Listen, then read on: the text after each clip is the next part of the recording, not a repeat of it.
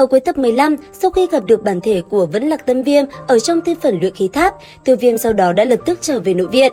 Và ngay khi vừa về tới nơi, Tiêu Viêm đã liền bắt gặp đám người Bạch Sơn chuẩn bị động thủ với đồng đội của mình. Cũng vì vậy, cuộc chiến đã nổ ra và trong trận đấu đó, Tiêu Viêm đã đấm cho Phó Ngao bay mặt, khiến hắn ta phải chịu thất bại một cách đau đớn. Cuối cùng, được sự ủng hộ của mọi người, Tiêu Viêm sau đó đã lập ra bản môn để chống lại các thế lực tới từ nội viện. Còn Bạch Trình, sau khi biết được sự việc vừa xảy ra, hắn ta vô cùng căm phẫn. Tuy vậy, vì giúp thể diện của mình, hắn ta vẫn tuân thủ lời hứa với Tiêu Viêm. Màn đêm cứ thế trôi qua, ngày hôm sau, khi bình minh vừa ló dạng, Tiêu Viêm dẫn theo đệ tử bản môn chính thức đi tới thiên phần luyện khí tháp tu luyện. Nhanh chóng bước đi về phía trước, một cảm giác hưng phấn tràn trề xuất hiện trong lòng mỗi người. Đứng ở trước tòa tháp khổng lồ sừng sững kia, Tiêu Viêm hít một hơi thật sâu. Ngay khi anh ấy cùng đồng đội của mình định tiến vào bên trong, thì ở phía xa, Bạch Trình đã đi tới. Lúc này đây, đối diện với đối thủ trong tương lai, Tiêu Viêm bên ngoài vẫn tỏ ra hết sức bình thường. Sau đó, khi hai người đã chào hỏi nhau một chút, bọn họ liền đưa tay ra bắt tay đối phương để thể hiện thành ý của mình. Tuy vậy, cũng trong cái bắt tay đó, đấu khí trong cơ thể Bạch Trình lại đột nhiên bạo phát và đáp lại hắn ta, trong cơ thể Tiêu Viêm, đấu khí cũng lập tức xuất hiện.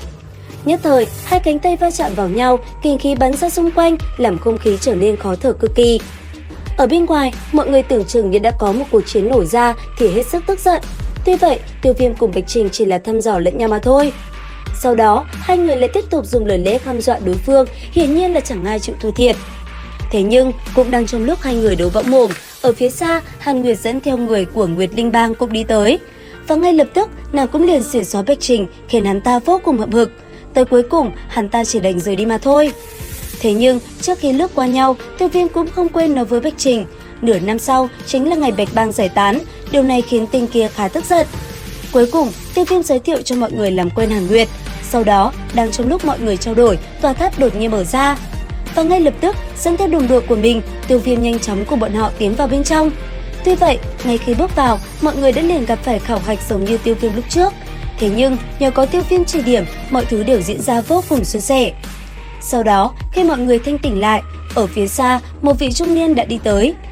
Tiếp theo, cả nhóm cũng đi theo bóng bấy tới phòng tu luyện. Rất nhanh, cả nhóm đã tới nơi, nhanh chóng tìm cho mình một vị trí và ngồi xuống. Mọi người sau đó liền được vị trung niên kia nhắc nhở một ít quy tắc tại nơi này. Cuối cùng, khi mọi người đã hiểu rõ, vị trung niên kia cũng liền rời đi. Thế nhưng trước khi ông ấy đi ra, Tiêu Viêm đã kịp hối lộ ông ta một bình đan dược. Điều này làm vị lão nhân kia khá thích thú. Tiếp theo, khi chỉ còn Tiêu Viêm cùng đồng đội ở bên trong, anh ấy liền nhắc nhở mọi người ngồi ngay ngắn. Sau đó, lấy ra quả tinh tạp đập vào cây cột ở giữa, Tiêu Viêm nhanh chóng trở về vị trí tu luyện của mình. Cũng trong lúc đó, ở vị trí trung tâm, chế độ tu luyện trung cấp cũng đã bắt đầu khởi động. Ở bên trong, hỏa diễm nóng cháy đã liền phát ra hơi thở nóng bỏng của nó. Trận pháp được kích hoạt, Tiêu Viêm cùng đồng đội cũng liều bước vào trạng thái nhập định để tu luyện. Thế nhưng, chỉ sau một lát, Tiêu Viêm lại đột nhiên cảm nhận được, ở phía xa xa anh ấy, con hỏa mãng lúc trước lại tiếp tục tỏa ra một luồng hơi thở hung bạo. Tuy vậy, vốn đã biết nó là gì, thế nên Tiêu Viêm vẫn không có chút nào sợ hãi nữa. Nhanh chóng nhập tâm, Tiêu Viêm nhanh chóng đem đấu khí trong cơ thể luyện hóa hỏa diễm bên trong cơ thể mình. Rất nhanh, thời gian trôi qua, Tiêu Viêm là người đầu tiên tỉnh táo lại. Nhìn xung quanh, anh ấy phát hiện rất nhiều thành viên cũng đã có chút đột phá. Tiếp theo, mọi người cũng dần tỉnh táo trở lại.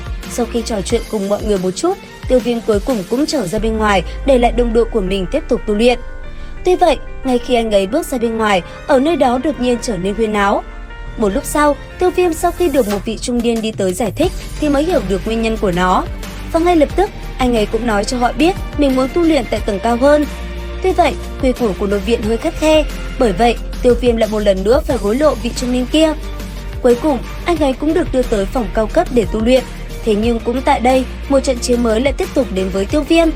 Một lần nữa, anh ấy lại phải dùng tới phần nộ hỏa liên của mình. Theo các bạn, cuộc chiến này sẽ như thế nào? Comment ý kiến của mình dưới phần bình luận nhé! Đến đây thì hết tập 16 phần 5 đấu phá thương khung. Xin chào và hẹn gặp lại các bạn ở những video tiếp theo.